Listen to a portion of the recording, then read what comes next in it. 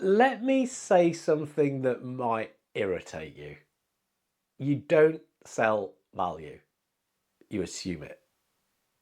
This video is about Chapter 6 of Ethical Selling, Holistic Value-Centric Approach. If we're serious about raising standards in sales, we need to stop misusing the word value. Ask most salespeople what they sell and they'll say, we sell value. Really? Whose definition? Because most of the time, what we call value is features we're proud of, benefits we've rehearsed, case studies we've polished, ROI numbers we've calculated. That's supplier-defined value. Supplier-defined value is guesswork. Value is not what your product does. Value is what the customer cares about. Those are not always the same thing. So in this chapter, the idea is simple but powerful. Ethical selling requires a holistic, value-centric mindset. Holistic means we don't just understand the project, we understand the environment around it. The politics, the pressures, the personal stakes, the timing, the risk tolerance. Because value changes depending on context. Let me give you something structured. There are at least 3 layers of value in any sale. 1, functional value. Does it work? Does it solve the problem? 2, organizational value. Does it align with company priorities, KPIs, internal politics? 3, personal value.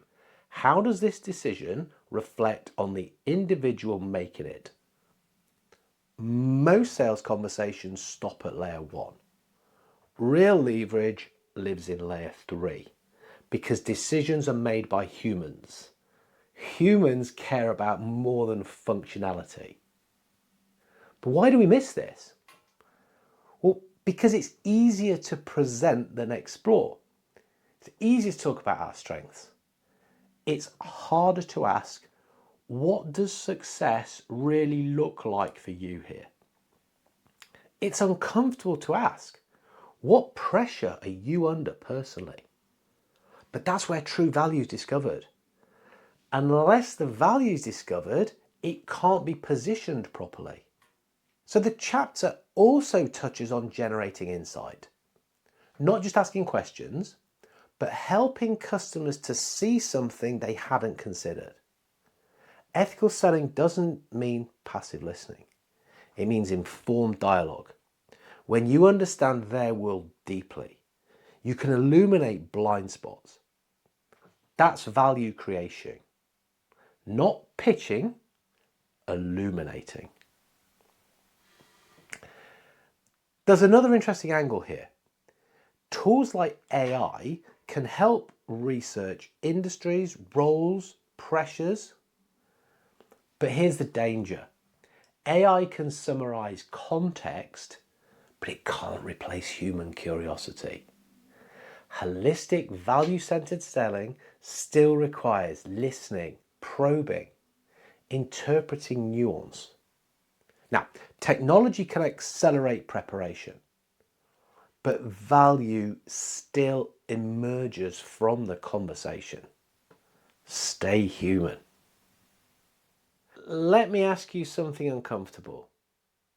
When you say, we offer great value, have you actually validated that with the buyer? Or are you projecting? Because presenting value hasn't been defined by the customer, it's just optimism. Optimism isn't a sales strategy. So here's something practical. In your next opportunity, ask, if this works perfectly, what changes for you? Then follow with, and why does that matter? Don't move on until you understand both.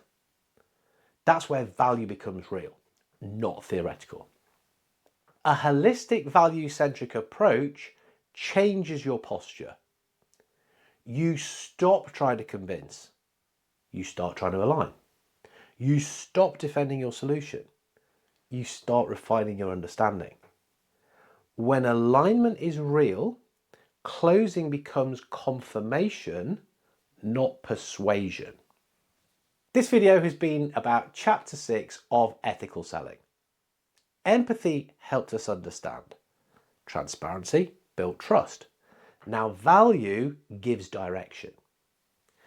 If you want the complete framework, including how this connects to informed decision making and collaborative partnership building, the book goes deeper. Link below. If you want to publicly demonstrate your commitment to raising standards in sales, you can join the Institute of Ethical Selling. Earn your CertiKey badge. Again, link below. You don't sell value, you uncover it.